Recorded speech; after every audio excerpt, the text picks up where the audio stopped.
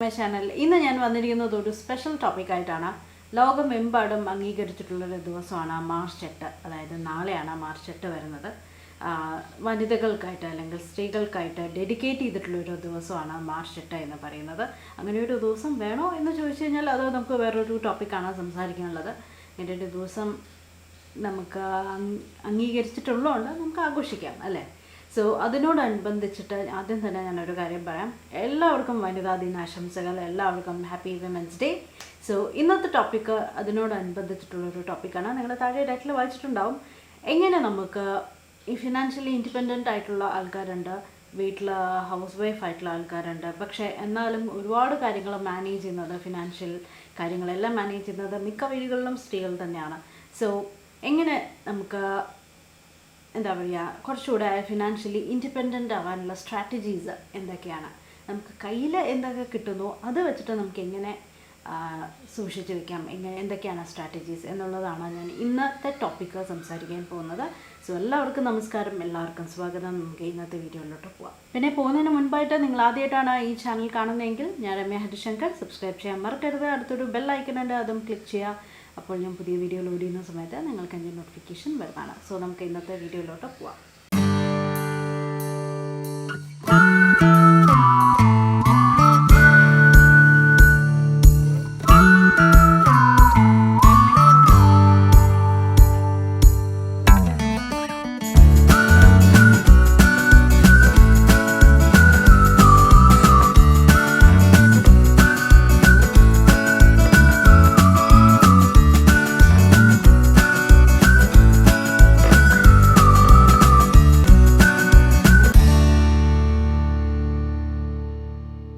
ഈ ലോകത്ത് ആരെ എടുത്താലും ഫിനാൻഷ്യലി ഇൻഡിപെൻഡൻ്റ് ആവുക എന്ന് പറയുന്നത്, അതിപ്പോൾ സ്ത്രീകളായാലും പുരുഷന്മാരായാലും ഇൻഡിപെൻഡൻ്റ് ആവുക എന്ന് പറയുന്നത് വളരെ വളരെ ഇമ്പോർട്ടൻ്റ് ആയിട്ടുള്ളൊരു അല്ലെങ്കിൽ മെയിൻ ആയിട്ടുള്ളൊരു ഗോളാണ് each and every person in the world അല്ലേ.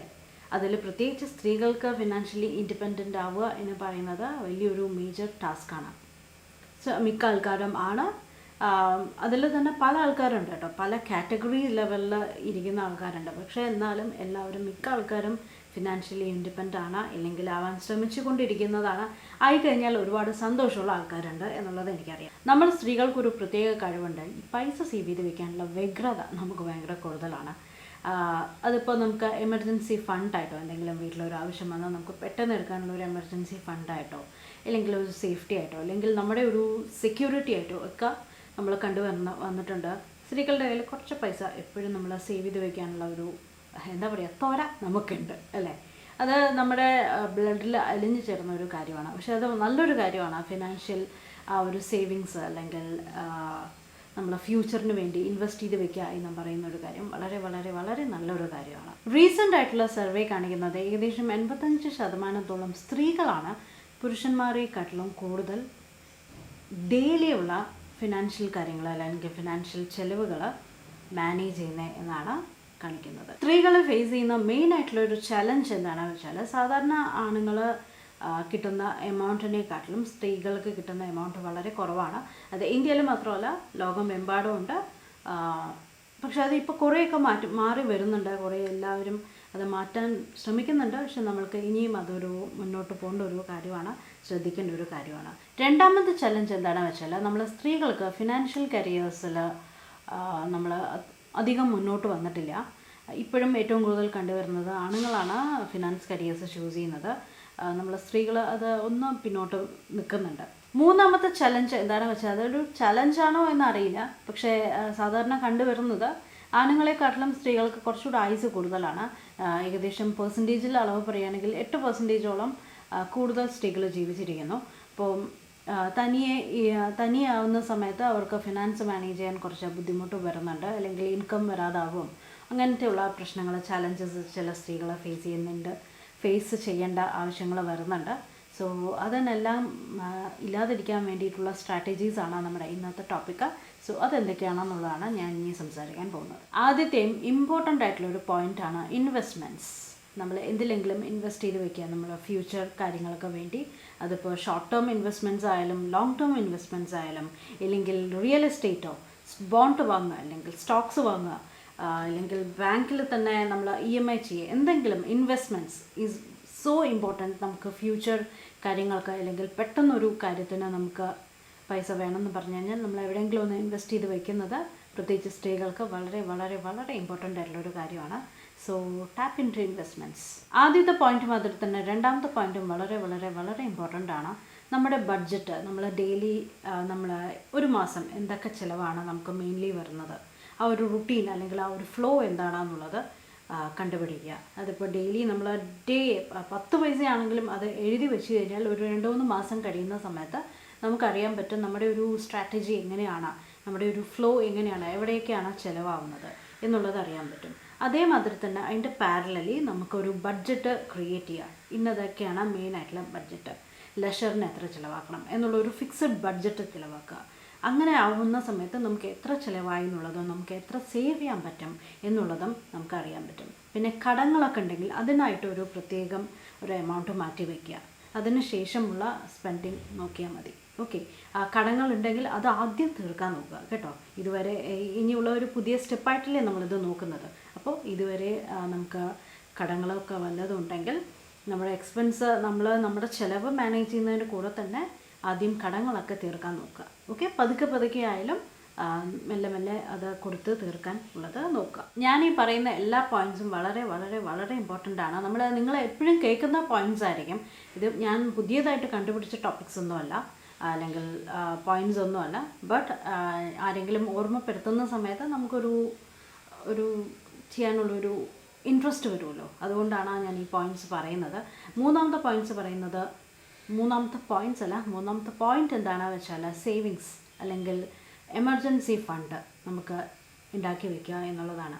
പെട്ടെന്ന് എന്തെങ്കിലും ഒരു ആവശ്യം വന്നാൽ നമുക്ക് എടുക്കാൻ കുറച്ച് പൈസ, അല്ലെങ്കിൽ അത് ബാങ്കിൽ തന്നെ ഒരു സേവിങ് അക്കൗണ്ട് തുടങ്ങിയിട്ട് നമ്മൾ കിട്ടുന്നതിൽ കുറച്ച് ഒരു 50 രൂപയാണെങ്കിലും 10 രൂപയാണെങ്കിലും നമുക്ക് മാസം ഞാൻ ഈ പറഞ്ഞ ടോപ്പിക്സിനൊന്നും ജോലിക്ക് പോകണമെന്ന് ഒരു നിർബന്ധമില്ല. നമുക്ക് മാസം ചിലവിന് തരുന്ന പൈസയിൽ നിന്ന് നമുക്ക് കുറച്ച് എമൗണ്ട് മാറ്റി വയ്ക്കാം.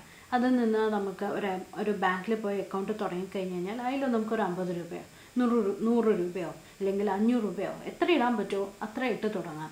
അത് നമുക്ക് ഭാവിയിൽ കുറച്ച് മാസങ്ങൾ കഴിഞ്ഞാലോ അല്ലെങ്കിൽ ഒരു 2-3 വർഷം കഴിഞ്ഞാലോ നല്ലൊരു എമൗണ്ടായിട്ട് വരും.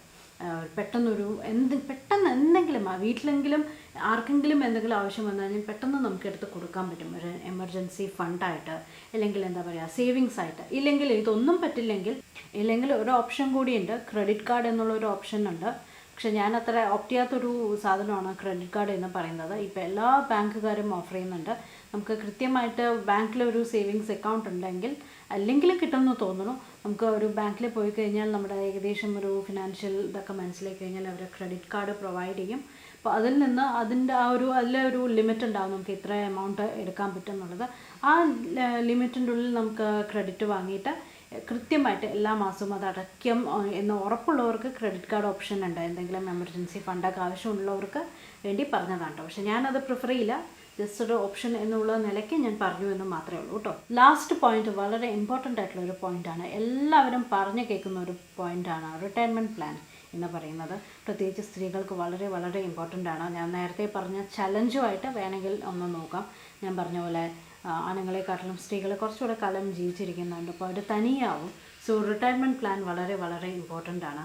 സോ ആരും നോക്കാനില്ലെങ്കിലും നമുക്ക് ആ വരുന്ന റിട്ടയർമെൻറ്റ് എമൗണ്ടിൽ നിന്ന് നമുക്ക് ഈസി ആയിട്ട് സുഖമായിട്ട് ജീവിക്കാൻ പറ്റും. നമുക്ക് ആ സമയത്ത് ജോലിക്കൊന്നും പോകാൻ പറ്റിയില്ലെങ്കിൽ നമുക്ക് ആ പൈസ വെച്ചിട്ട് ജീവിക്കാനുള്ള സാഹചര്യം കിട്ടും.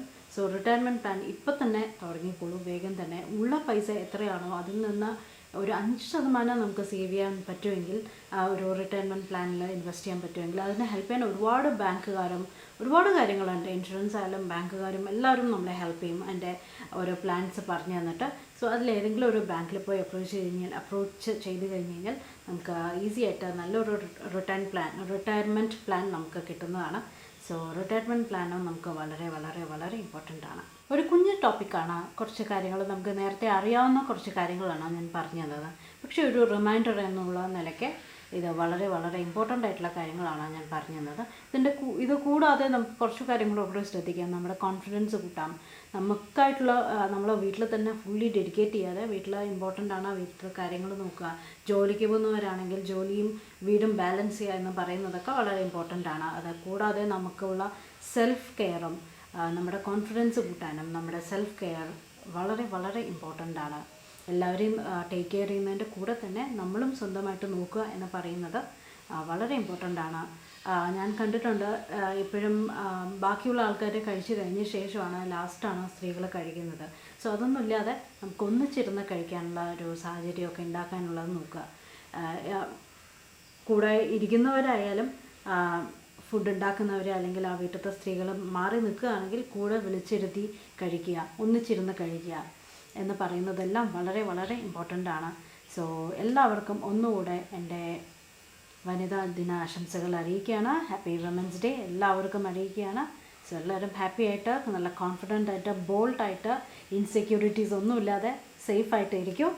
സോ നമുക്ക് പുതിയൊരു വീഡിയോ ആയിട്ട് വീണ്ടും കാണാം. Bye bye.